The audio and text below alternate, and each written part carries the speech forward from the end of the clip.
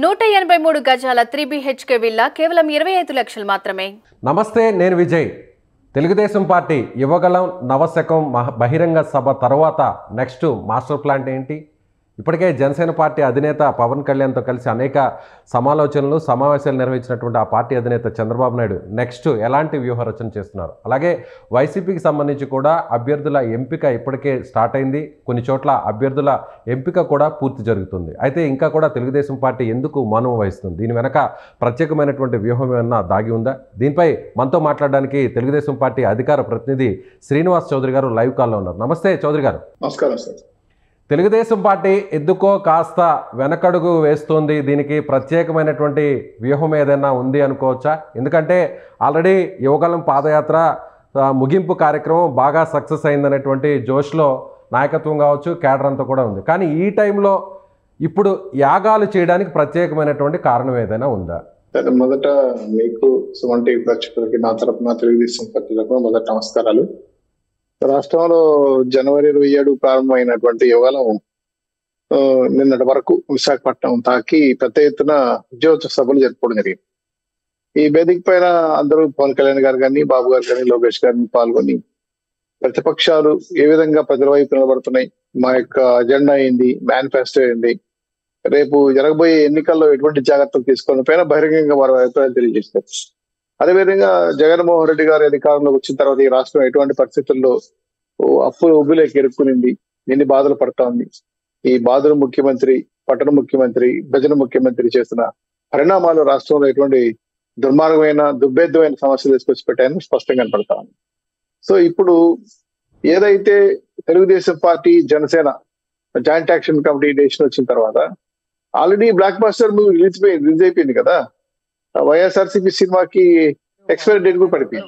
శ్రీనివాస్ చౌదరి గారు, చంద్రబాబు నాయుడు, పవన్ కళ్యాణ్ గారు ఇద్దరు కూడా ప్రత్యేకంగా సమావేశమయ్యారు. దాదాపు హైదరాబాద్లో 2.5 గంటల పాటు వీరిద్దరు కూడా చర్చించారు. వెంటనే అభ్యర్థులకు సంబంధించినటువంటి ఎంపిక కూడా స్టార్ట్ అవుతుంది. ఒక ప్రకటన కూడా రావచ్చు.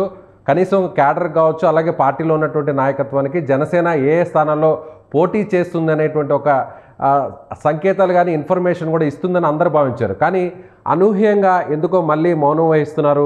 పార్టీకి సంబంధించినటువంటి కార్యక్రమం సక్సెస్ అయిందనేటువంటి జోష్లో ఉన్నటువంటి సందర్భంలోనే మళ్ళీ ఇప్పుడు ఆధ్యాత్మిక కార్యక్రమాల్లో మునిగిపోవడం వెనక ఎందుకో కాస్త టీడీపీ ఆలోచన ధోరణిలో ఉంది అనుకోవచ్చా? లేదు సార్, మేము సీట్లు సర్దుబాటు పైన ఇప్పటికే తెలుగుదేశం పార్టీ జనసేన అవగాహనకు వచ్చేసాం. కాకపోతే ఏంటంటే సంక్రాంతికి రిలీజ్ చేయను ఉమ్మడి మేనిఫెస్టో ప్లస్ అభ్యర్థుల లిస్టు సంక్రాంతి సందర్భంగా ఆంధ్రప్రదేశ్ ప్రజలకి సంక్రాంతి సంబరాలు చూపించడంతో పాటు జనసేన పార్టీ తెలుగుదేశం పార్టీకి ఉన్నటువంటి కార్యకర్తలు, ఎమ్మెల్యేలు గుర్తింపుగా పొందుతున్నటువంటి ఆస్పిరెంట్స్ వీళ్ళతో ఒక లిస్టు రిలీజ్ చేసి అందరినీ ఉత్సాహపరచాలి, సంక్రాంతి ఉత్సవాలు బాగా జరగాలని. దీంతో వైఎస్ఆర్సీపీ కాలరాత్రులు స్టార్ట్ కావాలని ఆలోచిస్తారని మేము ప్లానబుల్ గా ఉన్నాం. అయితే ఈ యాగాలు యజ్ఞాలు ఇప్పుడు ఏం కొత్తగా కాదు సార్. చాలా మంది పాతకాలంలో అయితే రాజులు అనేక యుద్ధానికి పోయేటప్పుడు ఇట్లాంటి యాగాలు చేసే అలవాటు. కానీ చంద్రబాబు గారిలో ఇప్పటి వరకు రాజకీయ జీవితంలో, రాజకీయ ప్రయాణంలో ఇదొక కొత్త కోణంగా కనిపిస్తుంది. ఆయన ఎప్పుడు కూడా దేవుడికి ప్రయారిటీ ఇస్తారు, కానీ ఈ స్థాయిలో 3 రోజుల పాటు కూర్చొని యాగాలు యజ్ఞాలు చేసినటువంటి పరిస్థితులు గతంలో ఎక్కడ కూడా చరిత్రలో జరగలేదు. కానీ ఈసారి పర్టికులర్గా ఆయన ఎందుకో ఆధ్యాత్మికంకి ఎక్కువగా ప్రాధాన్యత ఇస్తున్నారు అని అనుకోవచ్చా? అంటే ఇటీవల పుణ్యక్షేత్రాల సందర్శన కావచ్చు, ఇప్పుడు ప్రస్తుతం జరుగుతున్నటువంటి పూజలు కావచ్చు, ఇవన్నీ కూడా చూస్తే సార్ ఇక్కడ భగవంతుడి మీద ఉన్నటువంటి ఆ యొక్క భక్తి భావాలన్నీ కూడా చాలా మంది కొంతమంది చెప్పుకుంటారు, కొంతమంది చెప్పుకోరు. బాబు గారు వెళ్ళేవారు కానీ బయట పెద్దగా చెప్పేవాళ్ళు కాదు. కానీ ఇప్పుడు ఈ మధ్యకాలంలో యాగాలు చేయటం కానీ టెంపుల్స్ కొంత ఆయన చూస్తున్నాం. గతంలో కేసీఆర్ గారు కూడా చాలా యాగాలు చేశారు. పాతకాలంలో రాజుగుడి యుద్ధాలు యాగాలు చేసేవాళ్ళు. మనకి అంతెందుకు కురుక్షేత్రంలో కూడా కురుక్షేత్ర యాగం యుద్ధానికి పోయే ముందు పాండవులు యాగం చేశారు, బ్రహ్మాండంగా సక్సెస్ అయ్యారు. అంటే రేపు జగన్ ఎదుర్కోవడానికి ఇదొక కురుక్షేత్రంగా భావిస్తే అందుకని ముందుగానే అప్పుడు రాజులు చేసినట్టుగా యాగాలు అలాగే యజ్ఞాలు చేస్తున్నారు అనుకోవచ్చా? ఇక్కడ ప్రకృతి, మనుషులు, సమాజం, సొసైటీ, అలాగే దైవశక్తి అంటే ఇవన్నీ కలిసి వస్తేనే విజయాలు వస్తాయనేది పెద్దవాళ్ళు, కొంత ఆధ్యాత్మికంగా తెలిసిన గురువులు చెప్తూ ఉంటాం. నాకైతే అంత లోతుగా తెలియదు, కానీ పూర్తి స్థాయిలో దైవశక్తి, మన శక్తి, ప్రజల శక్తి ఒకటైతే ఖచ్చితంగా విజయం మన వైపు ఉంటుందనేది ఒక వాదన. సో ఆ ఆలోచనతో బాబు గారు అందరూ రాష్ట్ర ప్రజలు బాగుండాలి, రాష్ట్రంలో మంచి ప్రభుత్వం రావాలి, అధికారం తద్వారా చేపట్టాలనే ఆలోచనతో యాగం చేసి ఉండొచ్చు, తప్పేం కాదు కదా. సో దానివల్ల ఏంటంటే కొంత మనోధైర్యం, పీస్ ఆఫ్ మైండ్ మంచి కోరుకుంటున్నారు కాబట్టి జరిగితే సంతోషమే అనే ఉద్దేశంతో యాగాలు కొంతమంది గోల్డ్ కిందప్పుడు కొంతమంది పండితులు వాళ్ళు సూచించారంట. అది ఇంతవరకు ఎప్పుడు మీరు అన్నట్టు కూడా నేను కూడా ఎప్పుడు యాగాలు చేసింది నేను చూడలేదు. 22గా ఫస్ట్ టైం చేస్తున్నారు. సో అదొక మార్పు అనుకుందాం. ఎందుకంటే కొంత చుట్టుపక్కల ముఖ్యమంత్రులు చేశారు, మంచి ఫలితాలు తీసుకొచ్చారు అనేది కూడా కొంత నానుడు ఉంది. సో ఆయన కూడా ఏమన్నా దీని నుంచి భగవంతుడు తోడుంటే విజయాలు మన వైపు ఉంటాయని ఒక సెంటిమెంటల్ గా కూడా ఆలోచించుండొచ్చు. తద్వారా యాగాలు కూడా చేసి ఉండదు. ఎందుకంటే రాష్ట్రంలో దుర్మార్గమైన పరిపాలన మట్టు పెట్టాలంటే మీరు చెప్పినట్టు కేసీఆర్ గారు కూడా ఆయన తరచూ చేస్తుంటారు యాగాలు. అలాగే ఎన్నికలకు ముందు కూడా ఆయన కూడా రాజసీమల యాగం కూడా ఆయన చేశారు. అలాగే రేవంత్ రెడ్డి గారు కూడా ఆయన కూడా చేశారు. కానీ కేసీఆర్ ఓడిపోయారు, రేవంత్ రెడ్డి గారు మాత్రమే సీఎం అయ్యారు. సో దీన్ని ఎలా చూడాలంటారు? యత్నం ప్రయత్నం దైవత్నం అనేది సాగుతుంది సార్. మనం చేయాలి మన ప్రయత్నాలు, అన్ని రకాలుగా సర్వాగ్గులు ఎన్నికలు గెలవడం కోసం చేయాల్సిన యత్నం అంతా చేయాలి. ప్రయత్నంలో భాగంగా అందరిని కలుపుకోవాలి. ఎవరెవరు మన శత్రువు మిత్రుడు అంటే ఎవరైతే వస్తున్నారో వాళ్ళందరూ కూడా కలుపుకొని ఈ వ్యూహాల్లో భాగంగా ఎత్తుగాళ్ళు వేయాలి. ఆ తర్వాత దైవత్వం దేవుడు సహాయ సహకారాలు ఉంటే సక్సెస్ఫుల్ గా సక్సెస్ అవుతారు. అయితే బాబు గారు ఉన్నటువంటి ఆలోచన విధానం ఏంటంటే యాగాలతో కొంత మంచి వర్షాలు పడే అవకాశం ఉంది, ప్లస్ రాష్ట్రం కూడా సస్యశ్యామలంగా ఉంటుందనే పాటు ఎన్నికల యుద్ధంలో పార్టీ విజయవంతం సాధించాలని కూడా ఉండొచ్చు కోరిక. కాబట్టి ఇది చేయటం వల్ల మరింత పార్టీ క్యాడర్ కి వారికి మనోధైర్యాన్ని ఇస్తుంది అనుకుంటున్నాం. భగవంతుడు మీరైనా నేనైనా కోరుకుంటాం వారి ఆశీస్సులు ఉండాలని. అట్లాగా చండీ యోగం కానీ అదే రాజశేఖర యోగం కానీ ఇవన్నీ చేయటం వల్ల గతంలో మంచి జరిగిందని పెద్దవాళ్ళు ఉంటారు. నాకైతే అంత అనుభవం లేదు దాంట్లో, కానీ చేయటం వల్ల మంచి ఫలితాలు వస్తాయని చెప్పారు. సో అందులో భాగంగా ఏమైనా ఇవన్నీ పాటిస్తున్నారేమో, కొత్త ప్రయోగం ఎలా ఉంటుందో చూడాలి ఏదైతే చేస్తున్నారేమో. చేయటం వల్ల చెడు అయితే జరగలేదు, మంచి అయితే జరుగుతుంది అనేది నమ్మకం అయితే నాకు. ఎందుకంటే ఒక హిందూ అంటే చంద్రబాబు గారే ఉంటారా, లేదంటే లోకేష్ గారు అలాగే కుటుంబ సభ్యులు మొత్తం ఈ యాగంలో యజ్ఞంలో పాల్గొనేటువంటి అవకాశం ఉందంటారు? సార్ అందరినీ పిలిచారు సార్, అందరూ వెళ్తారు. కుటుంబ సభ్యులు బాలకృష్ణ గారిని పిలిచారు, నందమూరి కుటుంబం అందరిని పిలిచారు. ఆ పాసిబిలిటీ ఉన్నవాళ్ళు వచ్చి పాల్గొంటున్నారు. కొంతమంది పవన్ కళ్యాణ్ కూడా పిలిచారని విన్నా నేను కరెక్ట్ గా. ఎందుకంటే మొన్న షూటింగ్ ఉంటే కూడా కొంచెం చేతులు చేసుకొని విశాఖ సభకు వచ్చారు. ఆయన లాస్ట్ ఏదో పిక్చర్ షెడ్యూల్స్ కొన్ని ఉన్నాయంట, బహుశా వచ్చిపోతారేమో నాకు తెలియదు. అందరినీ అయితే ఆహ్వానించారు. పార్టీ నాయకులు కూడా కొంతమంది చెప్పారు మరి యాగం చేస్తున్నారు, మీరు రండి పాల్గొనండి, అందరి దేవుళ్ళు ఆశీర్వాదాలు అందరికి ఉండాలని ఆలోచనతో కొంతమంది ఆస్పిరెంట్స్ ఒకరికున్న నాయకులు అందరూ పిలిచారు. సో ఇష్టమైన వాళ్ళందరూ వెళ్తున్నారు, అవకాశం ఉన్న వాళ్ళు వెళ్తున్నారు. కొంత షెడ్యూల్ అటు ఇటు ఇబ్బంది కలిగిన వాళ్ళు లేటుకి వెళ్తారా లేదా ఆగుతారా తెలియదు. సో వైసీపీని ఓడించాలంటే ప్రజాబలంతో పాటుగా దైవబలం కూడా మెండుగా ఉండాలని మొత్తానికి చంద్రబాబు గారు నమ్మారు అంటారు. ఖచ్చితంగా సార్, మనం హిందువులో భగవంతుడి సహకారాలు ఎప్పుడు ఉంటాయి, ఆశీస్సులు ఉండాలని కోరుకోవడం తప్పేం కాదు. అందుకే యత్నం ప్రయత్నం దైవత్నం ఈ మూడు సమకూరితే సక్సెస్ఫుల్ గా పార్టీలు ముందుకు నడుస్తాయి. యాగాల వల్ల నాకు తెలిసినంత వరకు గతంలో రాజులకు కానీ ప్రభుత్వాలు కానీ మంచి జరిగిందని చెడు జరగల. వర్షాలు రాకపోతే కూడా యాగాలు చేస్తాం. మనం ఏదైనా ఇంట్లో గృహప్రవేశం చేయాలంటే కూడా సత్యనారాయణ వ్రతం యాగాలు చేస్తాం. అలాగే హిందువులకు సాంప్రదాయం ఉంది. పంట పండించేటప్పుడు కూడా పూజ చేసి పంట పండి విత్తనాలు వేస్తారు. పంట ఇంటికి వచ్చేటప్పుడు కూడా మంచి పెద్ద అంటే ఆహ్లాదకరమైన వాతావరణంలో పూజ చేసి ఇంటికి తీసుకొస్తాం. అట్లా సంక్రాంతి పండుగ కూడా వస్తాం దగ్గరలో. మాకైతే తెలుగుదేశం పార్టీకి మంచి విజయాలు రావాలని బాబు గారు చేస్తున్న ఈ ప్రయత్నంలో భగవంతుడు సహాయ సహకారాలు ఉంటాయని ఆశయంతోనే మేము ముందుకడిగేశారు అనుకుంటున్నాం. అలాగే శ్రీనివాస్ చౌదరి గారు వైసీపీ ఇప్పటికే చాలా చోట్ల మొత్తం లిస్ట్ అంతా కూడా ప్రిపేర్ అయిపోయింది. ఫస్ట్ లిస్ట్ త్వరలోనే అనౌన్స్ చేస్తాము. ఆల్మోస్ట్ సంక్రాంతి నాటికి మొత్తం అభ్యర్థుల ఎంపిక అంతా కూడా పూర్తయిపోతుందని స్వయంగా ఆ పార్టీకి సంబంధించినటువంటి ముఖ్య నాయకులే చెప్తున్నారు. ఆల్రెడీ 11 స్థానాల్లో కూడా ఇన్ఛార్జీలను ప్రకటించేశారు. అలాగే గోదావరి జిల్లాలో కూడా త్వరలోనే ఒక అనౌన్స్మెంట్ కూడా ఉంటుంది. ఆల్రెడీ అక్కడ ఉన్నటువంటి ఎమ్మెల్యేలకు ఇన్ఛార్జీలు కూడా కొన్ని డెసిషన్స్ కూడా చెప్పేసేయడం జరిగింది. కానీ ఇంకా కూడా తెలుగుదేశం పార్టీ కాస్త ఎందుకో ఆలోచన ధోరణిలోనే ఉంది, ఎందుకో తన ఆలోచన విధానం కాస్త వేగంగా లేదు అనేటువంటి ఒక అభిప్రాయం వ్యక్తం అవుతుంది బయట. జనసేన పొత్తు వల్ల ఎందుకో కాస్త స్లోగా ఆలోచిస్తున్నారు. ఎస్, మీరు వేసిన ప్రశ్నలోనే నేను ఇంతకుముందే సమాధానం చెప్పాను. మాకు సంక్రాంతి అనేది ఒక సెంటిమెంట్. సంక్రాంతికి చాలా మంది సినిమాలు రిలీజ్ చేస్తారు. సినిమాని పోల్చట్లేదు, కానీ సెంటిమెంటల్ గా లిస్ట్ అనౌన్స్ చేయాలని బాబు గారు లోకేష్ గారు కలిసి చెప్పారు. సంక్రాంతికి మేము మా లిస్ట్ ఫైనలైజ్ చేస్తాం, ఉమ్మడి మేనిఫెస్టో ఫైల్ చేస్తామని చెప్పారు. సో ఆ ప్రకారం వెయిట్ చేస్తాం. సెంటిమెంట్ పాయింట్ ఆయన ఇంకా జగన్మోహన్ రెడ్డి గారు 11 సీట్లు మొన్న అంటే అద్దంకి, మంగళగిరి, పత్తిపాడు, పిఠాపురం, జగయ్యపేట, విశాఖ, అలాగే రేపల్లె, గుంటూరు, పంతనూతపాడు ఇవన్నీ అనౌన్స్ చేశారు. కానీ అంటే అక్కడ ఎమ్మెల్యేని ట్రాన్స్ఫర్ చేసి ఇంకెవరినో అక్కడ కమిటీ చేశారు. ఇవన్నీ కూడా వ్యతిరేకత రావటం, వాళ్ళలో లోకల్ పార్టీలతో గొడవలు రావటం, ఒకరు బయటపడటం, అవి కాస్త సమస్యాత్మకంగా మారటం. ఈరోజు చూడండి 72 మంది ఎమ్మెల్యేలు మార్చాలని ఆలోచన కమిటీ కరెక్షన్ 80 వరకు వెళ్తుందని విన్నాను. సో వీళ్ళందరూ కూడా రేపు రెవల్ అయ్యే పరిస్థితి ఉంది.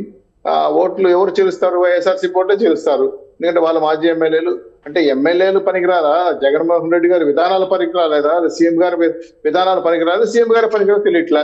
మేమైతే తెలుగుదేశం పార్టీ వైసీపీకి సంబంధించినటువంటి అసమ్మతి నాయకుల కోసమే ఎదురు చూస్తుంది. అందుకే టికెట్ల అనౌన్స్మెంట్ అనే దానికి ఇంత జాప్యం జరుగుతుంది అనే దానిపై ఏమంటారు సార్? మీరు ఒక్క పాయింట్ గమనించాలి. జనరల్ గా ఒక ఎమ్మెల్యేని గెలిపించుకునేది వైఎస్ఆర్సీపీలో అయితే ఆ పార్టీ కార్యకర్తలు, నాయకులు, ప్రజలు.